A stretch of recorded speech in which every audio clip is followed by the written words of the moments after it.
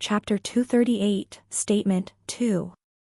Ah. Here he is, the contestant that got first place in his group. Ren Dover. A reporter suddenly approached me. With a tablet in his hand, the reporter shoved a microphone to my face. If you would spare us a minute, would you mind telling us what you were feeling during the match, and how will you continue moving forward? Well, I'm naturally happy about my result. Caught off guard by the reporter, I became slightly flustered. Though I had expected such a situation to happen, I was still recovering from my previous stunt. Before I could even calm down, I was thrown into another troublesome situation. Is that so? Then what are your predictions for the games? Do you think you will make it to the top 50, or is that a bit too high at the moment? Top 50? My brow raised. My nervousness instantly vanished. What did he just say? Yes, although hard, given your qualifications, it should be possible. Given some of the other contestants' scores, although your score is quite high, enough to get you first in the group, there are over 100 other scores that are higher than yours. Do you think you can beat them? Ha! The edges of my lips pulled upwards, and a small chuckle escaped from my lips. To think that I am being looked down upon this much. They probably assumed that my timing was the best I could achieve. That I went all out. I might regret saying this, but... Excuse me, is there something foo? Win. A soft yet audible voice escaped from my mouth. Excuse me? I'm going to win. No, I shook my head. This didn't sound right. Let me rephrase my words. Lifting my head, I looked straight into the cameras pointing at me. I will win the Dummy Massacre games and crush every competitor that stands in my way. Without waiting for the reporters to ask any more questions, I turned around and left. Behind me, the sound of intense scribbling rang out. Although it was mainly my fault.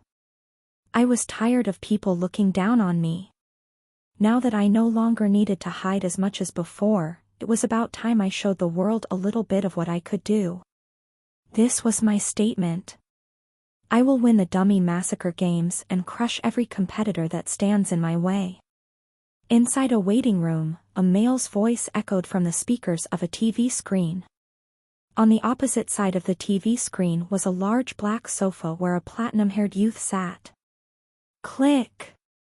Raising his hand, the platinum-hair youth turned off the TV.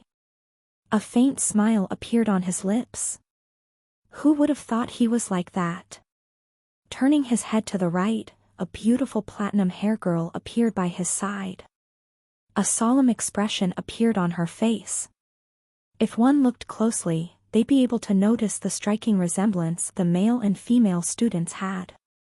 Had it not been for their different gender, they would have looked identical.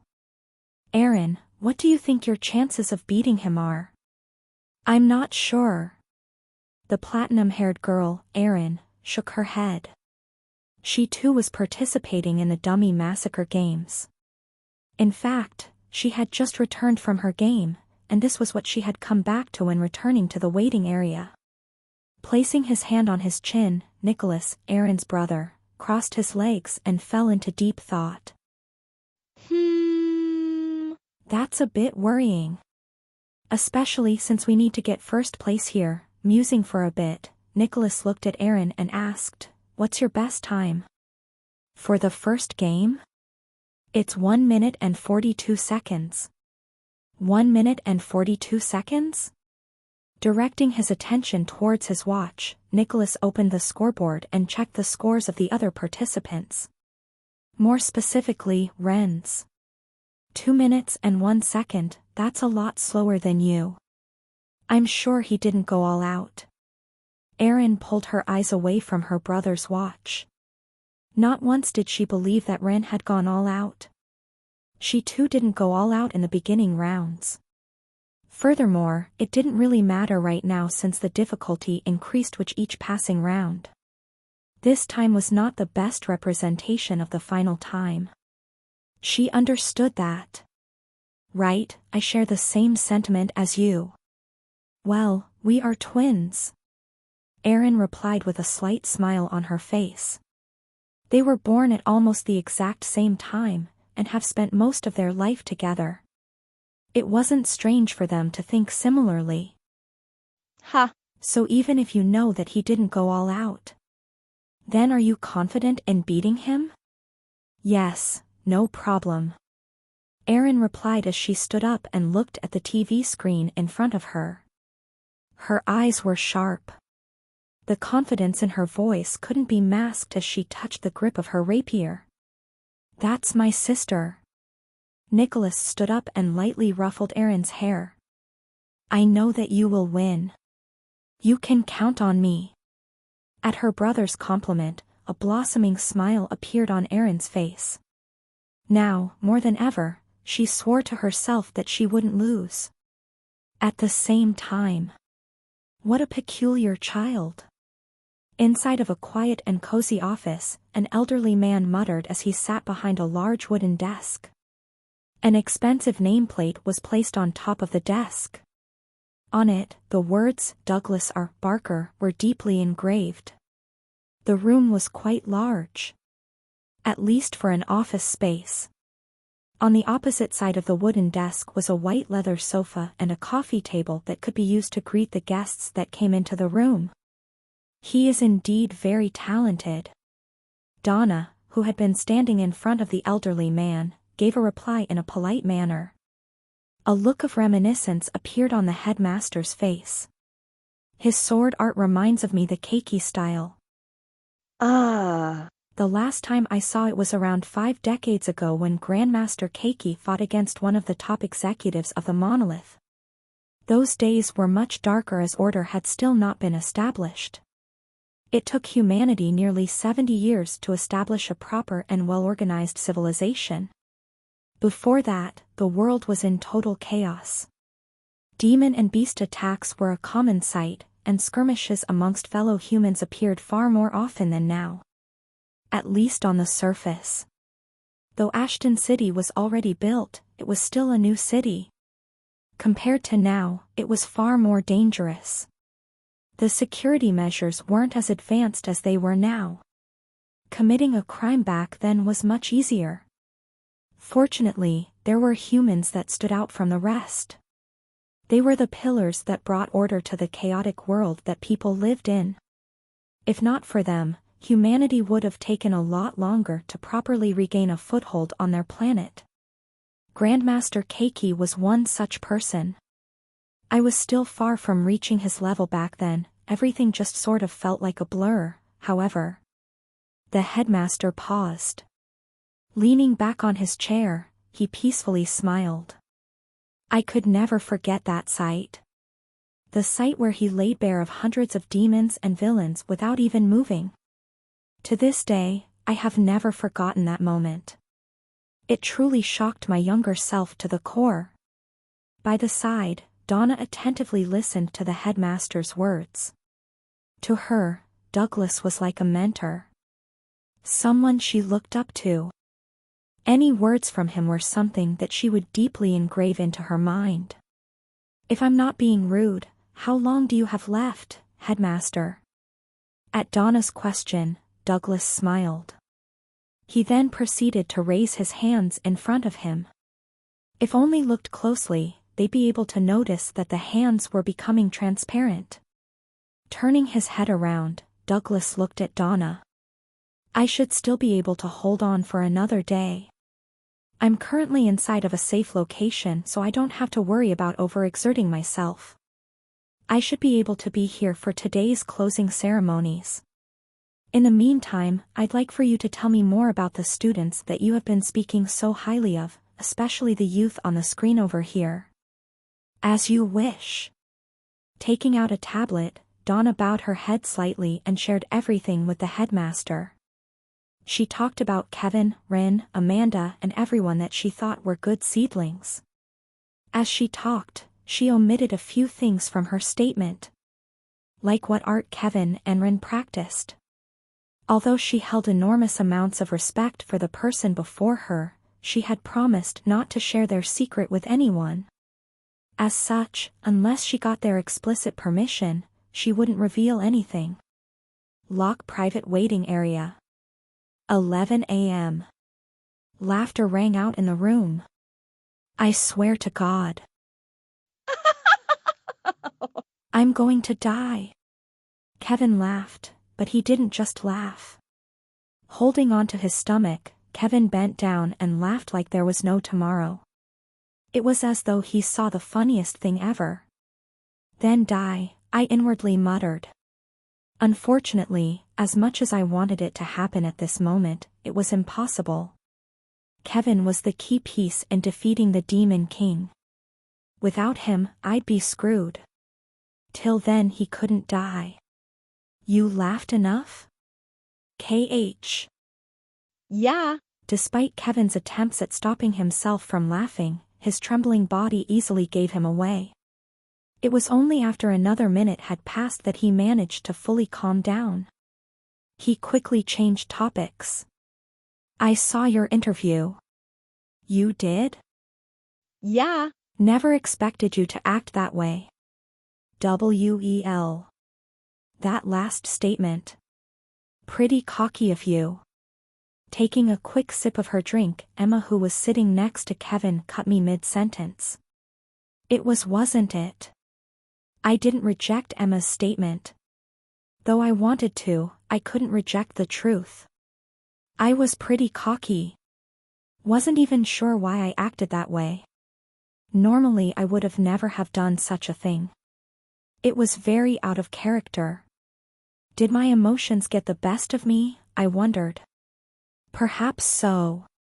With all sorts of problems popping up recently, my mood had become a bit unstable. From how Ava rejected my offer, to Amanda's situation. Nothing was going right for me this past month. My sudden outburst may be due to that. But I wasn't sure.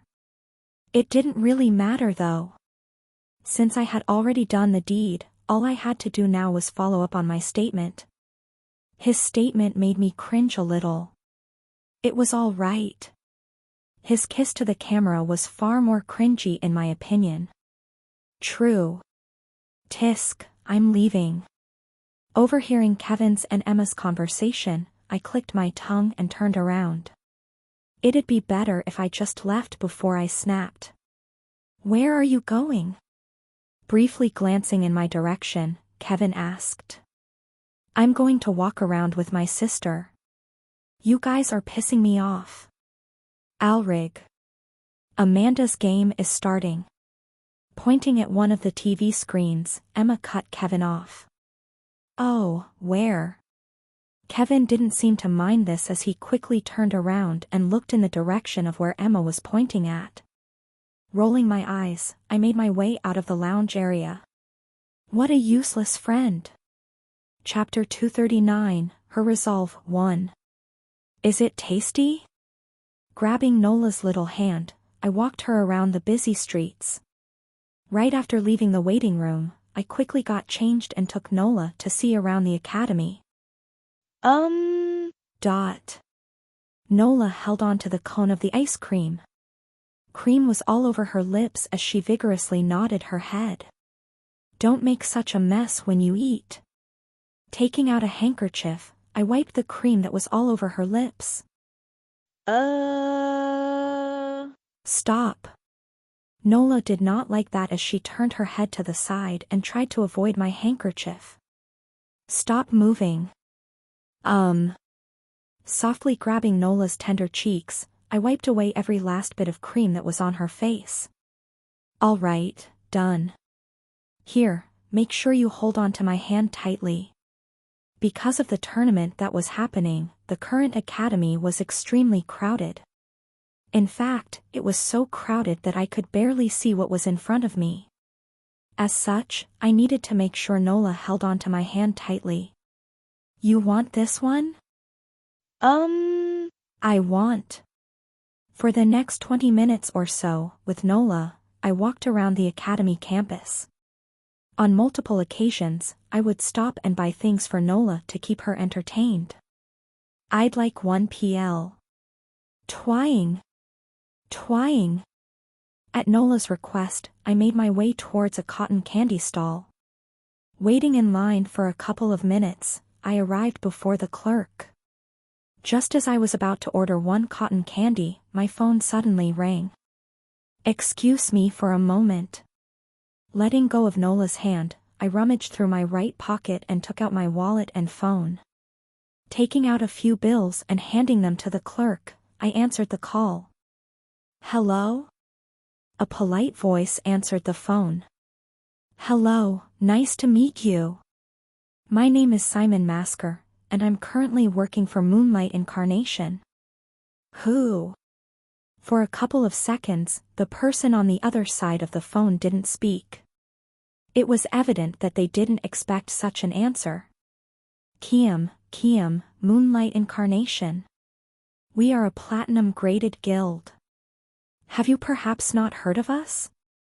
After clearing his throat, the person on the other side of the phone recollected himself and continued. I'm sorry. I, unfortunately, haven't. I shook my head. There were over 1,000 platinum-graded guilds in the human domain. Though I tried my best to memorize most of them, the sheer amount of platinum-graded guilds out there made it impossible for me to memorize all of them. In the end, I settled on memorizing the more important ones. And since I didn't remember this guild, it meant that they weren't important. Is that so? Well, it's okay, if you don't know about you. The person on the other side of the phone, Simon, sounded a little flustered, but before he could speak any further I cut him off. Before you continue, I'd like to ask how you got my number? I was quite certain that apart from a few people, no one should have known my phone number. So how was it possible for them to get in contact with me when I never gave them my phone number? Let's not dwell on such trivial matters and let's get straight to the point. Randover, us, Moonlight Incarnation would like to make a formal pro. Not interested. I instantly cut him off. Why? Without giving the other guy a chance to speak, I quickly hung up. Tack. It seems like I need to change my number. I was quite pissed. This was an obvious invasion of privacy. With my performances being broadcasted throughout the whole world, I'd expect guilds to be attracted by my performance. In fact, as time passed and I shone more, chances were that my performances would attract the attention of more and more guilds. What I didn't expect was for them to straight up stalk me and find my phone number. Did they seriously expect me to agree to join them when they pulled such a stunt? What a bunch of idiots. How annoying. Sorry Nola, let's go back for no. Putting my phone away, I looked down to my right. I instantly froze. Frantically looking around, my face became pale as I saw the endless crowd of people. Nola. To my absolute horror, Nola was no longer next to me. Greenery filled the surroundings, and the thick vegetation made it hard for one to see. The world was enveloped by absolute silence. It was so quiet that if one listened attentively, they could have even heard the sound of a pin dropping. Above the vegetation was a massive transparent dome that allowed the light from the sun to come in, energizing the plants. Rustle. The silence was soon broken by a rustling sound as a small boar suddenly dashed forwards. Twang, twang, twang. Following the appearance of the boar, the vibrating sound of a bowstring echoed across the area. Gwa. A pained shriek followed after. Thump. With a large thud, the boar dropped to the ground and stopped moving. Red blood flowed from the area where the arrow impaled its body. Hoo. Standing a couple of meters away from the boar, Amanda exhaled. This was the 15th boar that she had hunted. Just like the name suggested, Hunter's Quadrant was a game dedicated to hunting. The goal of the game was simple. Within a specified amount of time, contestants would compete against 50 other people. The top 5 contestants within the group that hunted the most animals in the designated time limit would make it to the next round. Amanda's score was currently 15, which was 5 more than the previous number 1 spot of the group that had entered before her. Beep. Message to all contestants. The time is up. Please make your way out of the dome. A voice suddenly echoed throughout the whole forest-like space announcing the end of the games. Following the announcement, Amanda lowered her bow and made her way towards the exit of the dome. Right after she stepped out, she felt countless eyes directed in her direction. Amanda did not mind the stares as she indifferently left the premises. She didn't even bother checking the result of the game. Most shockingly, even though there were reporters everywhere, none of them approached her. The reporters could feel it from her aura. Amanda didn't want to be approached at the moment. Thank God. Taking out my phone, I quickly followed the direction shown to me on the screen. Fortunately, Nola was currently wearing a hairpin that I had given to her as a gift not too long ago. On it was a small GPS tracking device that I had installed just in case someone tried to kidnap her. I had done this in case a situation like this happened in the future. I was glad I did. Now I could track her position with a simple app on my phone. She should be near the park. Turning right, I hastened my steps. Fortunately, Nola didn't walk that far. In fact, she was actually quite close to me. Yet, although I knew where she was, I rushed to where she was with all my might. I couldn't discard the possibility of someone taking advantage of her. The more time I wasn't with her, the more exposed to danger she was. Nola, please be safe. Clenching my phone, I quickly rushed towards where the GPS said she was. Leaving the dome, Amanda aimlessly wandered around the academy. She was at a loss. The most logical option would have been for her to go to the waiting room alongside the others, but she wanted to be left alone. Amanda didn't want the others to see her in her current state. In the end, she settled down for a nearby bench. Tapping onto a ring on her finger, a picture appeared in her hand. In it was an image of a handsome middle-aged man and a young girl happily hugging each other. Amanda gently stroked the picture in her hand. Dad. At that moment, it was as if her icy visage had never existed. A warm smile appeared on her face. It was a smile that caused anyone that saw it to be mesmerized by it for a couple of seconds. But for some reason, there was a gloomy feeling around her.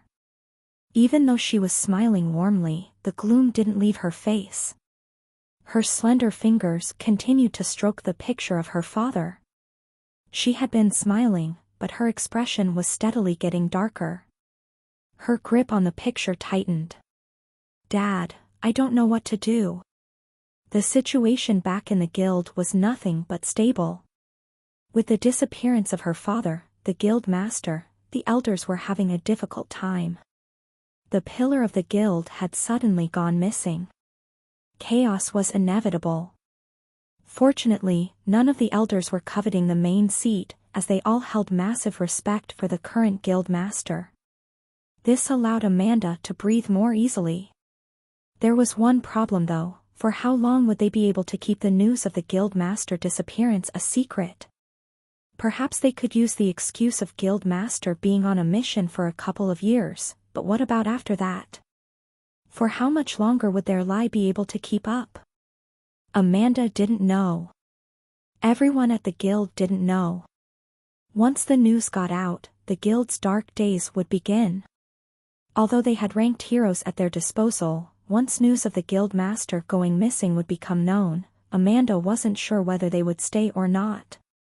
Not all of the members in the guild were here because of their loyalty towards it. They were all here for the money.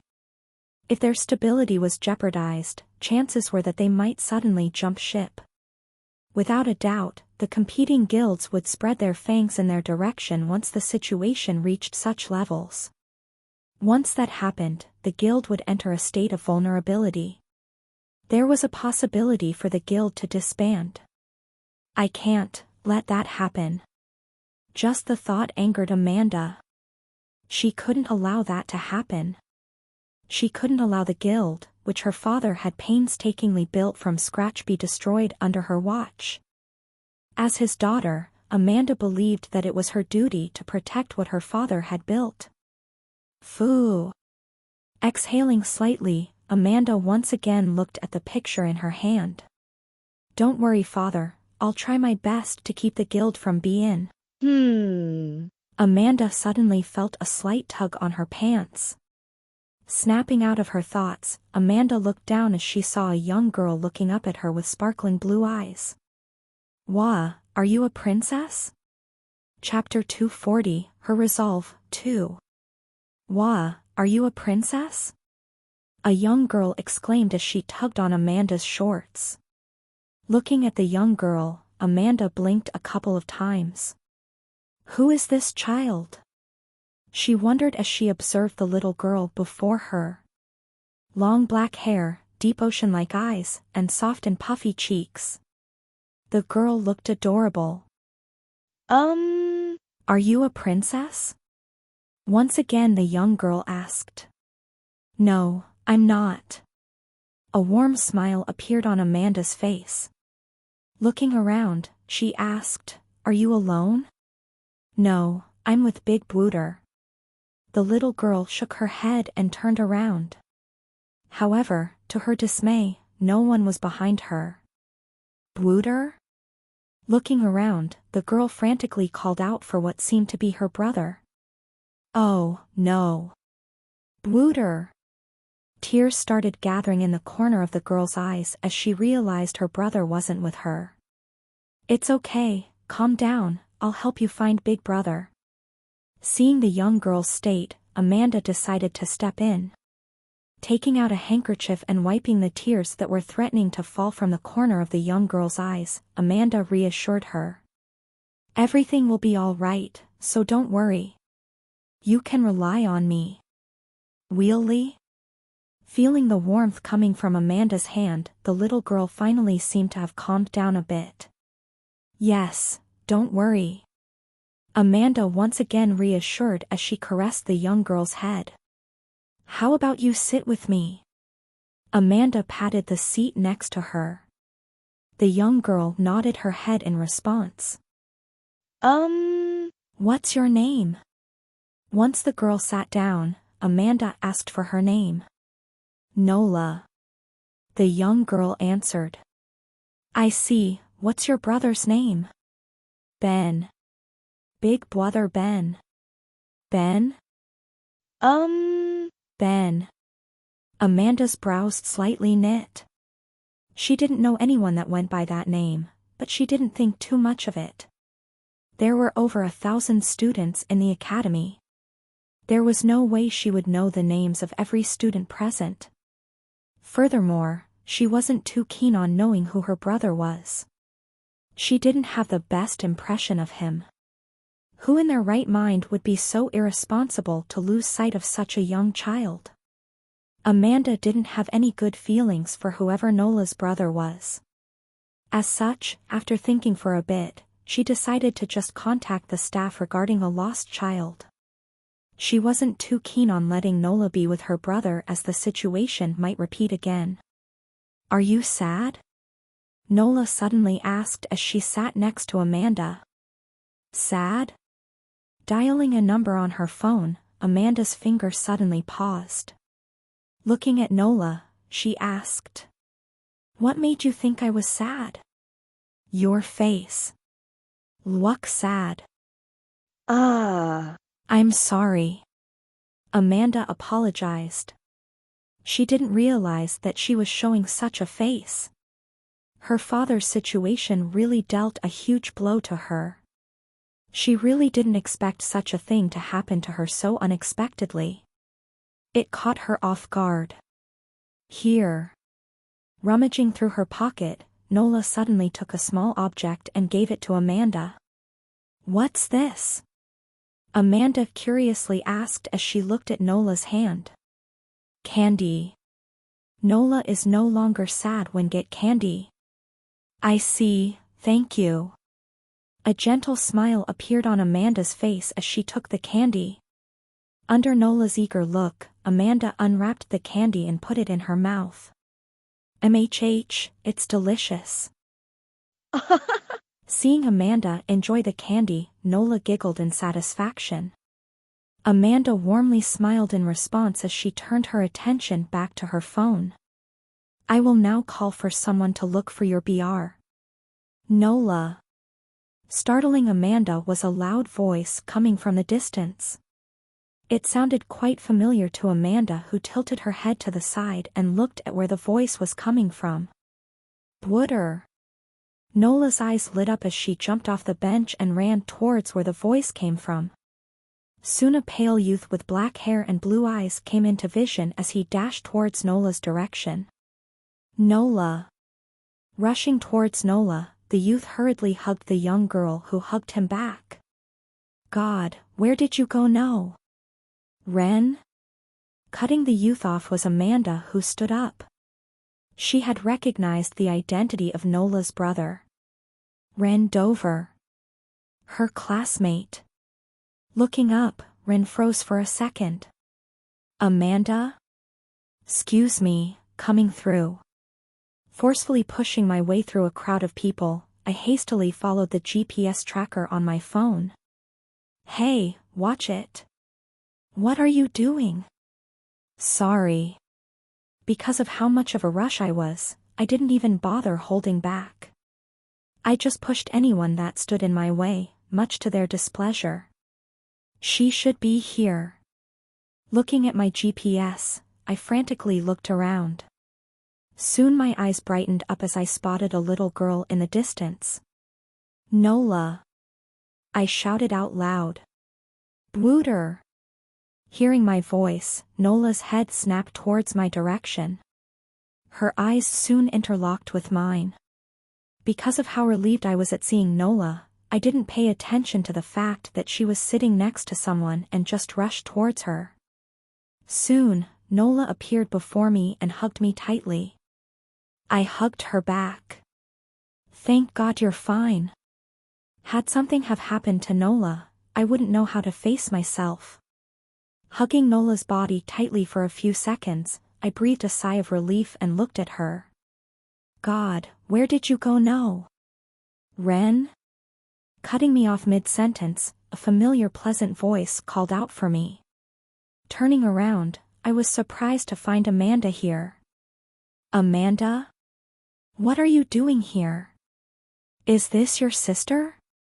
Amanda asked as she pointed at Nola, who was in my arms. Completely disregarding my previous question. Yes, were you taking care of her? MHM.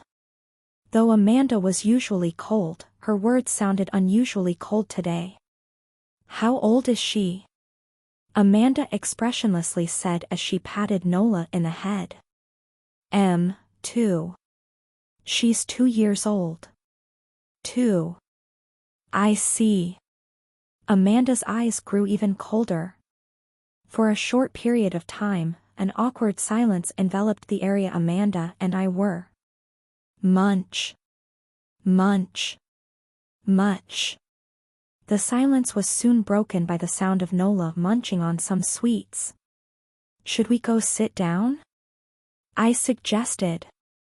The atmosphere was a bit too uncomfortable for my linkings. Yes. Amanda coldly replied. It seems like she was mad at me. Great. With Nola on my lap, I sat on a nearby bench. Amanda, who was next to me, quietly observed Nola munching on some candy in my embrace. You guys seem close.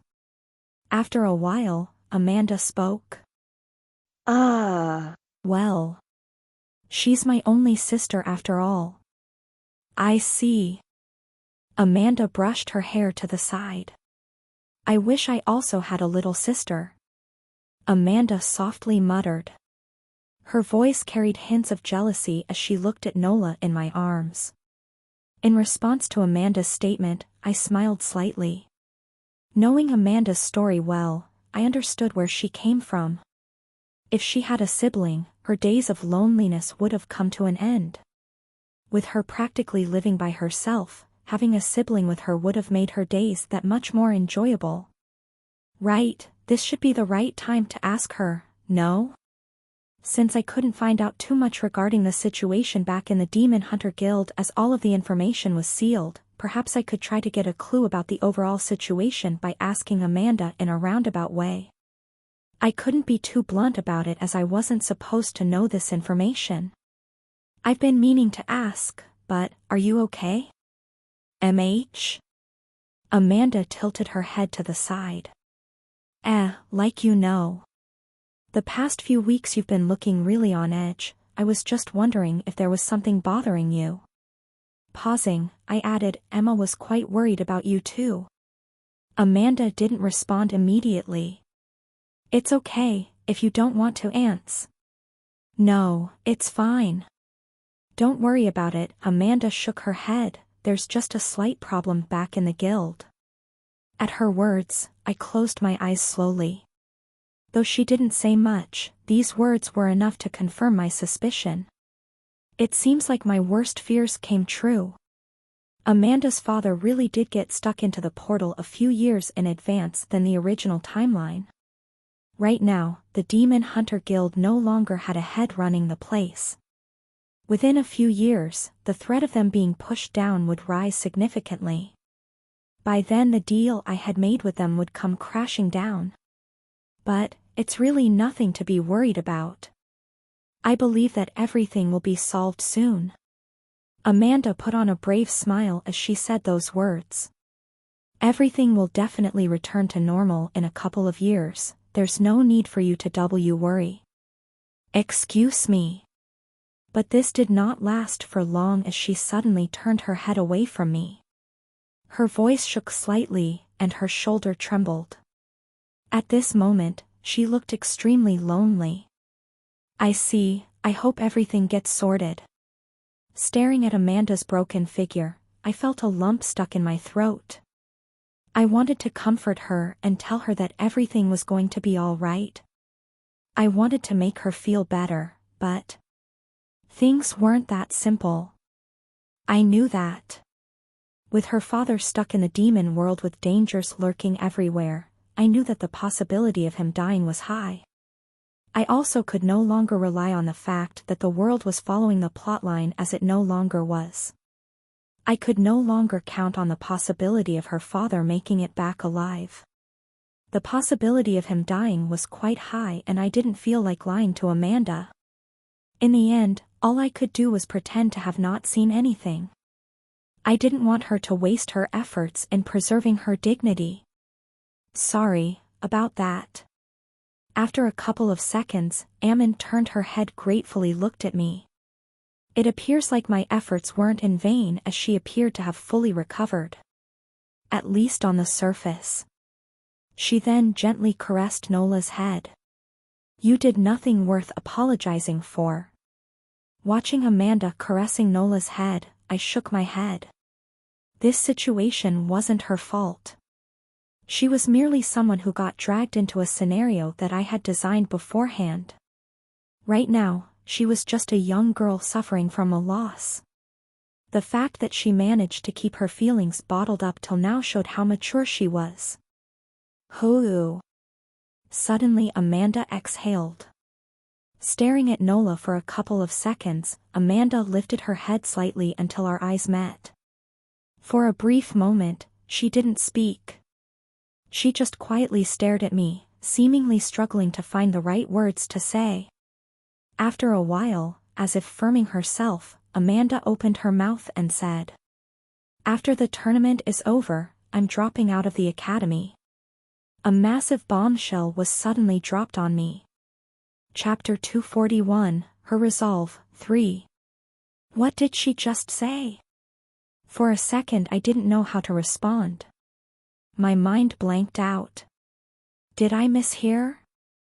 Are you saying that you're dropping out of the academy? MHM. You didn't hear wrongly. Amanda calmly nodded her head. Ha.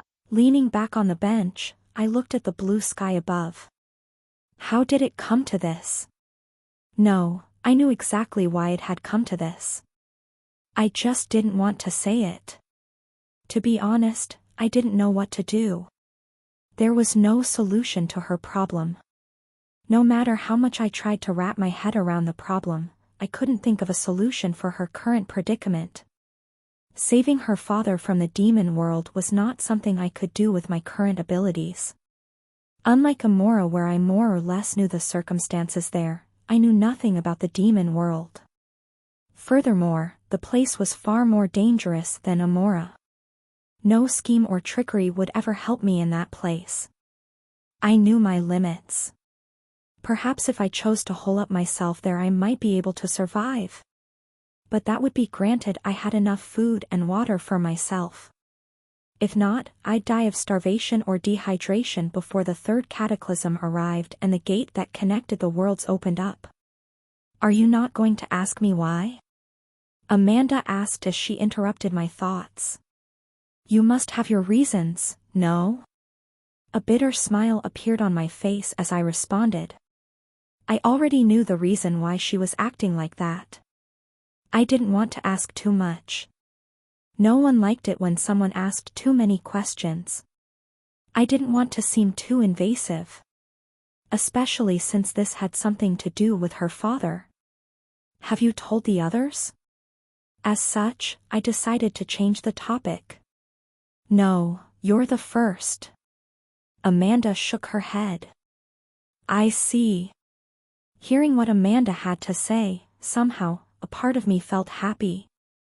I knew that she didn't mean anything special by telling me that I was the first person she told the news of her dropout, as it could have just been because I was the first person she properly talked to for the past few weeks, but I was still happy. Not sure why, but it made me feel better. What are you going to do about Emma? She's probably going to be in for the shock of her life. I said as a thought suddenly struck me. Without a doubt, Emma would lose her mind once she found out about this news. Can you help me keep it a secret? At least not until the tournament ends. Amanda suddenly bit her lips, as her fists curled into a ball. I want to tell her personally. I can do that. I nodded my head slightly. Not once did I plan on telling Emma the news. Given her personality, she would go on a small rampage which I wasn't too keen on being a part of. Thank you. Don't worry about it. After that, we both became silent. This continued for a couple of minutes before I eventually stood up as I saw the sky darken. I should get going. Me too. Amanda similarly stood up. Looking at Nola, Amanda waved. Bye. Nola. Say. Bye. To Amanda. Looking at Nola, I pointed at Amanda. Bye. Sister. Sister? My eyebrow raised as I looked in Amanda's direction. Our eyes interlocked for a couple of seconds, and Amanda shook her head. I didn't tell her to call me that. Right? Since when did they become so close? I wondered as I looked at Amanda suspiciously. To be comfortable enough to call her sister. Something was fishy. Unaware of my thoughts, Amanda crouched down and patted Nola in the head, and whispered something to her ear. Be good, Nola. Next time I'll see you I'll give you amazing treats. What? Oi, that's my thing. I protested. Only I could do that. If there was another person doing that, the bribes would start to become less effective. I couldn't allow such a thing to happen. Not anymore. Turning around, the edges of Amanda's lips curled slightly. Didn't you hear her call me sister? As her sister, it is within my duty to spoil her a little. TSK, she most likely said that because you look beautiful. Otherwise, she wouldn't have spared you a glance. I muttered as I clicked my tongue. This was the power of beauty, I say. What's wrong? Tilting my head, I looked at Amanda. A surprised look appeared on her face. You called me beautiful. Her voice was so quiet that she sounded like a mosquito. Are you not? With so many people gunning for her, she'd have to be dense to think that she wasn't beautiful. Why in the world was she surprised? And nothing. Bye. Nola. Waving at Nola one more time, Amanda turned around and disappeared within the crowd, much to Nola's disappointment. Bye. Nola waved back. Let's go, we should go to meet Mom and Dad. Grabbing Nola's hand, I headed towards the arena grounds. Looking down, I firmed my grip of her hand and reminded her. Make sure you don't let go, okay? All the games ended at 5 p.m. Today, the only ones that were participating in games for the first years were Amanda, Jean, and I. Unsurprisingly, we all managed to secure the first place spot in our respective group and hence made it to the next round. Did you see Jean? He was absolutely mesmerizing to watch. Not only his looks, just the way he dominated his match took away my breath. Did you see the Erin girl from Lutwick Academy? She without a doubt will clinch first place in the Dummy Massacre games, though I'm a bit bitter about the fact that she isn't from the lock. I'm just glad that she's human. By the time the headmaster was done with his speech, the sky had already turned dark. Many spectators brushed past me as they looked back on the games that happened today. Walking back to my dorm, their discussions even reached my ears. As I walked, I did manage to overhear some conversations about me. Unfortunately, most of them were not good. Some called me a narcissist, some called me an idiot, and some called me arrogant. Apparently, the interview that I took after my game wasn't well received by the masses. To those discussions, I just turned a blind eye. Actions spoke louder than words. Once I reached first place and did what I said I'd do in the interview, I'd love to see the faces that they would make. Ding! Walking with my phone in my hand, a notification suddenly clogged up my screen. A message to all participating students. Tomorrow morning at 7 a.m., you are all to gather at the waiting room to further discuss the direction of the tournament. Sincerely, Ebony Wills. Tisk. Reading the message, my tongue inadvertently clicked. I guess it's time that I met them. The 3 strongest and most influential individuals within the academy. Ebony Wills, Mark Mendez, Perry Crossley. Each individual with a talent that rivaled the likes of Jean, Amanda, and the others.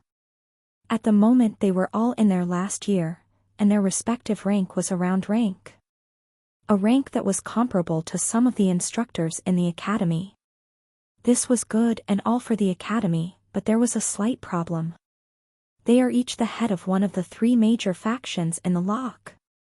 During the past few months, I had been approached a couple of times by most factions in the academy. For obvious reasons, I had not been approached by the blood supremacist group as my circumstances were quite similar to Kevin's. My parents weren't of very prominent lineage, and given my talent, without a doubt, they found me an eyesore. Fortunately, I had somehow managed to weasel my way out of joining a faction, but I knew that this wouldn't last for long. In fact, I feared that the day would come as fast as tomorrow. For that, I knew that I had to prepare myself. Clank! Returning to her dorm, Amanda closed the door behind her. After her father disappeared a few weeks ago, Amanda had a lot of time to think about her future. At first, she agonized over the decision of dropping out for quite a while, but after the days passed and the situation at the guild worsened, she knew that this was the best decision she could take. In fact, Amanda never actually needed to attend the academy. She already had the best training equipment at her disposal. The guild also didn't lack ranked heroes that could guide her. The only reason she attended the academy was because of her father's insistence. But now that he was no longer here, Amanda knew that it was time for her to grow up and take over her dad's role. At least until he came back. Dad. Taking out a white orb from her dimensional space, Amanda gently caressed it. The orb in her hand was her confirmation. It was what confirmed to her that her father was still alive. Only once it broke would she know that her father had died. Till the orb didn't break, Amanda knew that she could still hope. Hope for her father to return. Feeling the warmth of the orb, Amanda felt a little bit better. Somewhere out there in the universe, her dad was fighting and struggling with all his might to get back to her. Amanda knew this. This was without a doubt something that she wholeheartedly believed. Even though her father was never around, Amanda knew just how much he loved her. She understood that. And so she made up her mind. She was going to drop out of the academy and take over the guild. She was going to grow it to heights that it never reached before. By the time she would reunite with her father, she would show him something that would let him be proud of her. This was her goal. Huh? Amanda sighed. Though this was easy to say, it was much harder to accomplish. Running a guild was not easy, and she knew firsthand how difficult it was. Now that her father was not here, she knew that she had to shoulder all of the heavy responsibilities he had. Though it would take a long time, Amanda set her mind to achieving her goal. Phew. Putting the orb away, Amanda changed into more comfortable clothes. Taking out a wooden brush, Amanda sat down on her bed and brushed her hair. As she brushed her hair, she thought back on today's events. From her game today to the incident at the park where she met Ren's sister, Nola. She couldn't forget that moment. How could she forget such an adorable little girl? It was only later that she found out that she was in fact Ren's sister. As she looked at the two, at first, Amanda couldn't see any resemblance between the two, but after she saw the two together, she understood why they were siblings. It was their eyes. Their beautiful deep blue eyes that reminded her of the sea. A place she had once been with her dad when she was young. TSK, she most likely said that because you look beautiful. Suddenly, Amanda recalled Ren's words. Unbeknownst to Amanda, her cheeks reddened slightly. Despite having heard this sentence throughout her whole life, this was the first time she felt something other than indifference and disgust.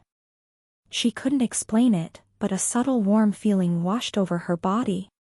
Her mood also seemed to improve. Beautiful. Amanda muttered slightly before she turned off the lights and closed her eyes. Chapter 242, The Last Piece, 1. It was early in the morning, and following what was sent in the email yesterday, I made my way towards the locked private area. As I entered the room, the first thing I noticed was 3 individuals sitting at a round table. I could instantly feel a deep and oppressive aura emanating from their body. Ebony Wills, Mark Mendez, Perry Crossley, I muttered underneath my breath as I looked at the 3 individuals sitting on the round table. The 3 strongest students in the academy, and the heads of the 3 major factions in the lock. Calmly walking forward, I joined the small crowd of students that had gathered around them. None of them dared to sit down with them as they just stood and watched them. At the moment, a solemn atmosphere shrouded the room. Tap. Tap. Tap. Tapping on the table, a burly individual with short brown hair and green eyes spoke up, disrupting the silence. His voice contained hints of annoyance. Let's get this over with. I don't have much time to spare for the likes of this childish gathering. Shut up, you brute. It's because of people like you that we have to hold these kinds of discussions. Sitting opposite to him was an elegant youth with bright blue eyes and brown hair. A look of disgust appeared on his face as he looked at the burly man opposite to him. Mark, Perry, can you guys shut up for 5 minutes? Standing up was a beautiful girl with tanned skin, black eyes, and dirt blonde hair. Glaring at Mark, who was the elegant youth, and Perry, who was the burly individual, the tanned girl, Ebony Wills, walked towards one of the TVs and picked up the remote. Clink! Turning on the TV, Ebony pressed a couple of buttons before a large data table appeared on the TV screen. Rankings, points.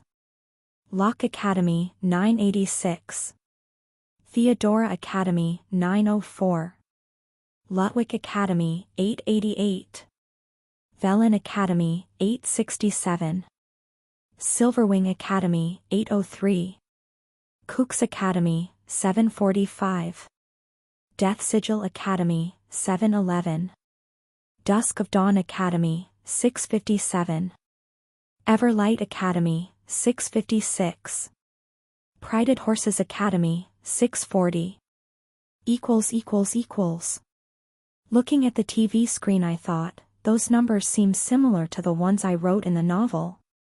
Though I couldn't remember the exact numbers that I wrote in the novel, I remembered that on the first day the lock did not surpass 1,000 points.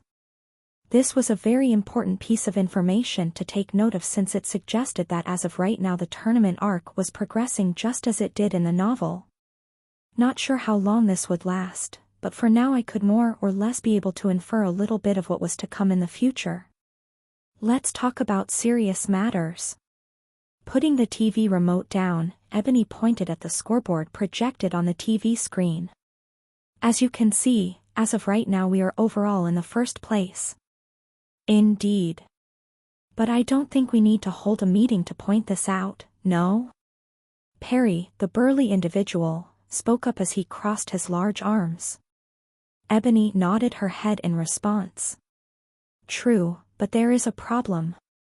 What problem? According to the data, we're slightly behind last year's first day record. Ebony gravely said as she looked at everyone in the room. What was last year's record? Mark said as his eyes squinted slightly. From the casualness of his voice, it was quite apparent that he did not take this matter seriously. Last year we managed to secure 1033 points on the first day. Ebony curtly responded. In response, Mark's brows knit for a second. So you're saying that we are 47 points behind last year's senior? That's exactly it, Ebony nodded her head, and once pointed at the TV screen. Furthermore, Theodora Academy's score is a whole 80 points higher than their last year's score on the first day. Something isn't right. So? It's only the first day. Irritably spoke up Perry as his voice couldn't help but raise. What matters is the end result, and right now we're first. All we have to do is continue to be first. Simple as that. I don't see why we need to care about this stuff. As Perry spoke, his face gradually became darker. From the looks of it, he was extremely irritated about the fact that he had to wake up this early in the morning to talk about this stuff. Calm down and listen to me. Taking a deep breath, Ebony tried to calm Perry down. Although it is only the first day, I believe that we shouldn't overlook this. If there is any chance that we might lose, we have to crush it before the seed can sprout. So in the end, you wasted our time for this useless nonsense? Perry abruptly stood up. Instantly a domineering pressure exuded from his body as the students next to him backed up a couple of meters. Because I was far, I wasn't affected by his pressure. Even then, I probably wouldn't have been affected much due to my experience in Amora. He pretty much reminded me of the orcs I faced back then. This is not nons. I'm leaving. I thought that this was something important. You're just wasting my time with your overly cautious personality. Cutting Ebony off, Perry turned around. Stretching his neck slightly, he made his way out of the waiting room. As he walked, everyone stepped to the side to make a path for him. Wait, Lise. I'm going to have to agree with the brute over here. Mark similarly stood up. Without waiting for Ebony to finish her sentence, he followed Mark out of the room. Behind him, a row of students followed him out of the room. Slowly, half of the people attending the meeting left, leaving behind Ebony and what seemed to be her followers, which included the likes of Emma, Amanda, and Melissa. Shh. *T, don't come crawling back to me later telling me that I didn't warn you guys. Staring at the two individuals leaving the room, Ebony shook her head and sat down. Fucking arrogant pricks. Why can't they listen once? She cursed as her fists curled into balls. As expected. Staring at the scene from afar, I secretly shook my head. It was exactly because of this reason that the Lock nearly ended up losing the tournament. Had it not been for Kevin's intervention, the overall winners would have been Theodora's Academy. From the way I saw things, the situation was progressing exactly as it did in the novel. In fact, given that things were now no longer in control of the plot, the chances of the Lock losing were even higher than before. The three leaders, although talented, could not work with each other. They only trusted their decisions and their decisions only. It was because of their ego that the chances of the Lock losing increased. What do you think?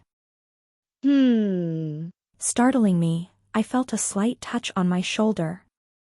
Turning around, I saw Kevin standing next to me. When did he get near me? I wondered as I looked at Kevin. So? What do you think? From the way I see things, she's right. After musing for a bit, I shared my honest feelings. You think so too? Yeah. The lack of unity between the third years was quite clear to see. Even though it was just as bad last year, this year it became even more apparent. Portraying this was the scene that had just occurred. Don't you have a game to be preparing for? I asked Kevin as I checked today's game schedule. Right, I better get going. Punching my shoulder lightly, Kevin waved and left the waiting room. I followed him shortly after. At least I managed to escape an unwanted situation. If there was one thing that was good about the meeting, it was that I didn't attract the attention of the three leaders today. With that, I didn't have to worry about joining the conflicts between the factions. Since the meeting, a week eventually flew by and it was now Monday. During the past week, I did what I set out to do. Dominate my rankings. Click. Thud. Thud. Thud. Inside of a room illuminated by bright lights, a subtle clicking sound resounded across the space. Following which, with large thuds, multiple dummies fell on the ground as they turned red. Hoo. Taking a deep breath, I subtly touched the small bracelet on my wrist. This feels weird. I honestly still couldn't get used to my rank getting suppressed. It felt as though I woke up after a few hours of sleep as my body didn't move as fast as I wanted it to. In fact, because of this factor, I almost missed a couple of dummies that were coming at me from the side. Fortunately, I was able to remain level-headed throughout the whole time and barely managed to defeat them without wasting any time. Beep. Within a minute after the last dummy fell, a beeping sound resounded across the room, and my score was displayed on the board before me. Contestant, Rindover, time? 2:02 seconds. Smirk. Looking at my timer, a smirk invertedly appeared on my face. For the past week, I had participated in 5 games in which my score always remained plus or minus 2 seconds of 2 minutes. Not once did I go below or above that record. I naturally did this on purpose. Although my score was actually the same as my previous scores, in reality, the values had a different meaning with each passing game. That was because the difficulty of the trials rose with each game I passed. Not only were the dummies harder to kill, but they also became faster and numerous. By the time the third game started, only 1/5 of the contestants were left. My consistent score was my own way of throwing the middle finger towards those that called me names a couple of days ago. Was it petty? Yeah. But I was a petty person to begin with, so I just went ahead and did it. There should be one more game left. As of right now, I had just finished the last game before the finals. The semi-finals. Meaning that, if I beat my opponent who was in the room next door, I would be able to make it to the finals of the Dummy Massacre Games. Hua! Exiting the room of the game, I could hear the endless cheers coming from the crowd attending today's events. Unfortunately, my parents were not here today, so I didn't really pay much attention to the cheers. As I exited the room, I suddenly felt a pair of eyes looking at me from my right. Turning around, I soon spotted Erin solemnly looking in my direction. With a casual smile, I waved at her. Surprised, she also waved her hand and put on a polite smile. Then, under the watchful eyes of the spectators and cameras, Erin calmly walked in my direction. It seems like she made it to the finals as well. I thought as I watched Erin walk in my direction. Though I had expected this from the very beginning, a little part of me hoped that the plot mess-up would screw her over. Unfortunately, it didn't. She had made it to the finals just like in the novel. If there was an opponent I was worried about for the finals of the games, then it would be her. Even though she was at her strongest when she was alongside her brother, her skills alone were not something to scoff at. If I was just one bit careless in my upcoming game, I'd without a doubt find myself losing to her. Halting her steps in front of me, Erin extended her hand. Congratulations. Thank you. I shook her hand back. Shaking hands, Erin sweetly smiled and said, 2 minutes and 2 seconds, that's awfully close to your other scores, isn't it? What can I say? I'm a very consistent person. In response to Erin's sweet smile, I smiled back at her. So she caught on. I wasn't particularly hiding the fact that I was trying to keep my score consistent, so I wasn't surprised by the fact that she knew that I was holding back a bit. I see, that's very good of you. I hope you'll stay consistent in the upcoming finals. Erin squinted her eyes.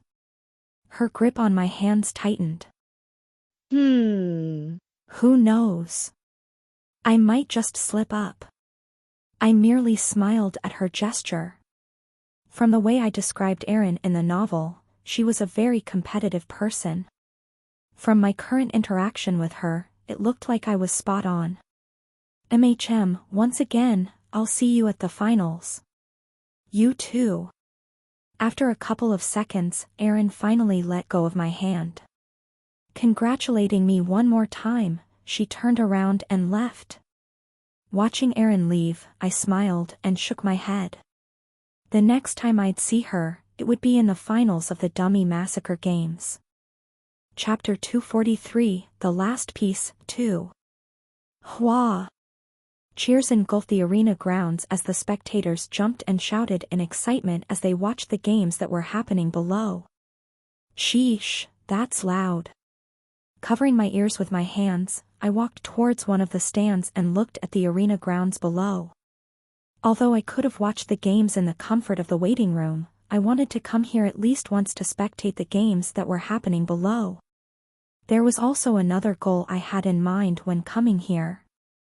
Hein Kragenschott from Ironia Academy and John Burson from Kusk Academy still looked to be holding out well. Scott Madison from Leonberg Academy seems to be about to give out. Who will pass to the next round? Listening to the announcer, I leaned on the handrails and squinted my eyes to get a better look at what was happening below. Standing on a platform, I looked as 5 students stood still motionless. With their legs perpendicular to their shoulders, the 5 individuals each held a shield in their hand. Opposite to them was a combat dummy that every few seconds would unleash an attack on them. With each attack, the power exerted by the dummy would increase. Dumb. Dumb. Dumb.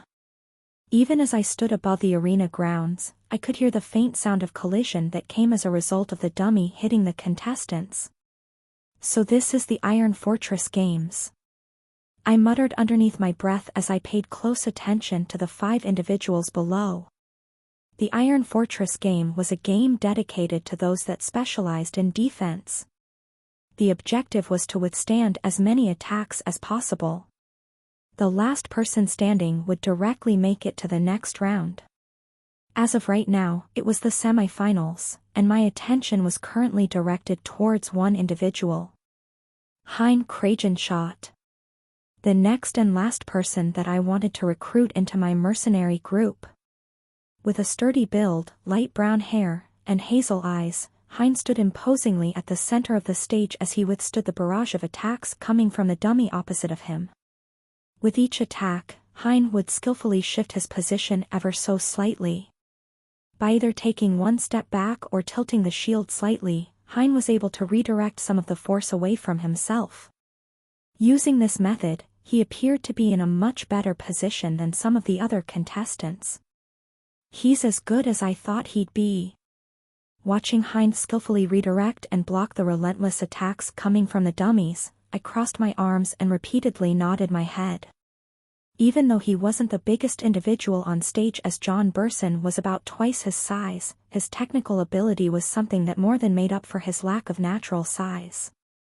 This was shown by how he had made it this far without even being a part of a famous academy. This achievement alone was outstanding. He's the one for sure. Without a doubt, I knew that he was the last person I was looking for in my mercenary group. Though he may not be known now, in the future, Hein would be known throughout the whole human domain as a ranked hero. He was of Dutch descent, and despite his talent, because of his family circumstances, he could only enroll at a medium-high-ranked academy. He did in fact get scholarship offers from large academies such as the Lock or the Four Great Academies. Unfortunately, he chose to reject them because of his circumstances. Had he enrolled in a top academy, he would have without a doubt have been as strong as some of the most prolific individuals in the tournament. In fact, he would have without a doubt have even had a chance at beating John Burson, who was considered to be the best tanker amongst the younger generation.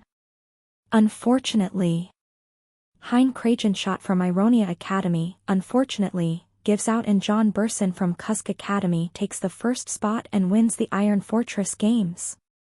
Ladies and gentlemen, let's give John a round of applause for his fantastic performance. The other contestants too, for their fantastic performances. Listening to the announcer's voice, I shook my head. Too bad. Had Hein have had the same amount of resources as John, things would have been different. Sadly, there were no what-ifs in the world. Staring at Hein, who was sprawled on the ground tired, I watched as tears streamed down from the corner of his eyes. He looked absolutely gutted. Whoop-ah! Standing next to him, John Burson raised his hand in the air like the victor that he was and basked on the cheers coming from the spectators. Don't worry. Taking one last look at Hein from above, a trace of a smile appeared on my face. I'll definitely do anything within my power to make you the best tanker there is. I softly muttered before turning around and leaving the arena grounds. Ha, ha. After getting defeated in the Iron Fortress game, Hein sat down in the changing room as he gasped for breath. Covering his eyes with a warm wet towel, Hein tried to hide the fact that he was crying. I really tried. Muttered Hein as he put both of his hands on the towel. Around 4 years ago, when Hein was still 12 years old, a horrible accident occurred. His town was suddenly attacked by villains. In order to protect him and his 2 other 5-month-old siblings, his father suffered a permanent spinal injury resulting in his lower half becoming permanently paralyzed. To make matters worse, his mother died in that incident. The one mother that had raised him since he was young. One paralyzed father, 2 5-month-old children, and 1 12-year-old kid. That was the aftermath of the incident that took place in Hein's past. It was also the turning point of Hein's life. From there, in order to support his father and siblings, Hein would work hard every day at his family shop to provide income for the family. Fortunately, although his father was paralyzed, he could still work as a clerk, and hence they were somehow able to live without too much trouble. Years had passed since then and Hein reached 16 years of age. It was also the time that he got his talent assessment measured. Ranked. That was what his talent was measured by. At first, he thought this was fantastic. He could now help his father. But that happiness did not last too long. That was because he later found out that his father's injury could not be cured with the current technology. Not even with the current best potions, his injury could not be cured. This crushed Hein, who wanted nothing more than for his father to once again regain the ability to walk again. And so, not wanting to leave his father and siblings behind, Hein chose to enroll in the best academy in the region and refused all of the other offers that came from the better academies. Trying. Feeling a slight vibration coming from his phone, Hein removed the towel off of his face and picked up the phone. Hello? Son. Instantly, Hein's hand shook. Hein's voice shook along with his hand. Dad. I've watched your game, I'm very proud of you. Than Ku. Trying his best to suppress his emotions, Hein responded as he almost choked up on his words. I'm sorry as well, if it wasn't for me this would never have hap. Dad, please don't say anything. I don't blame you. This was my decision. Hein cut off. This is my decision, and my decision only. He repeated. Multiple times his father offered to relocate to a better city so that he could enroll in a better academy, but Hein stubbornly refused. He knew just how much the shop meant for his father. It was the same shop that he built with his mother when she was still alive. Hein could not bear to tear his father away from there. Not just his father. Hein as well couldn't bring himself to part ways with the last moment he had of his mother. This was why he refused all of the other offers. In hindsight, this wasn't a bad decision since the academy treated him extremely well as they invested a lot of resources in him. Most of which were subsidies by the government to help him grow, but even then, his treatment was not bad at all. Do you understand, father? You don't have to blame my decision on yourself. All right. I'll see you back home. Your siblings are waiting for you. With a trembling voice, Hein's father responded. From the way he was stuttering, it was evident that he was also trying his best to suppress his emotions. Hein did not point this out. I can't wait to meet them as well. Thinking of his siblings, a gentle smile appeared on Hein's face. That's good. I'll see you soon, son. I love you. I wish you the best in the next game.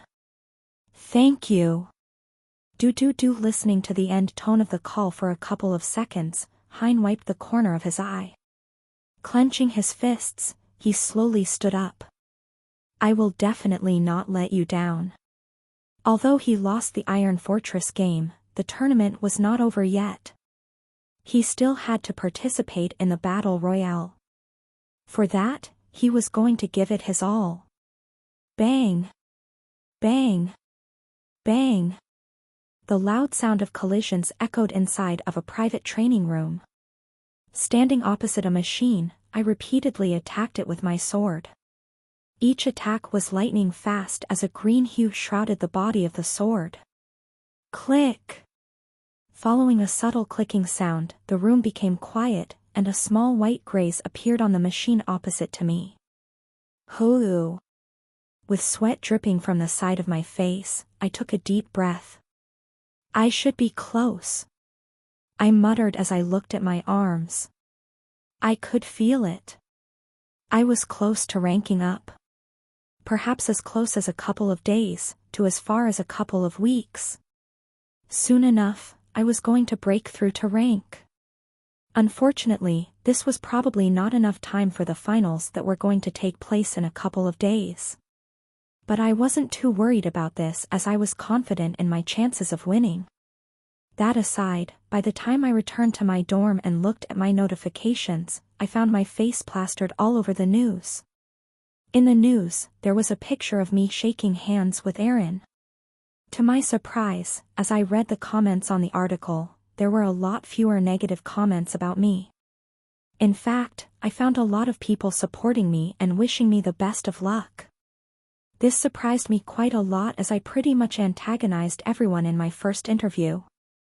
But I guess my recent performances had won the hearts of the people. Another thing that I took note of as I read the articles was that a lot of people were comparing the way I fought to Grandmaster Keiki, a legendary figure. Fortunately, no one was able to make a connection with the fact that I was actually using the Keiki style as I didn't use any of the movements yet. I also publicly announced what sword art I practiced in one of the interviews I had this week. It was obviously the Keiki style counterfeit art. As such, I was in the clear for the tournament. At least for now. Right, Angelica? Turning around, I looked at Angelica, who was sitting in the middle of the room. A black hue shrouded her body. Speak. After a short pause, Angelica apathetically responded. Make it quick. Sure, did you find anything suspicious during the past week? Like any movement from the monolith?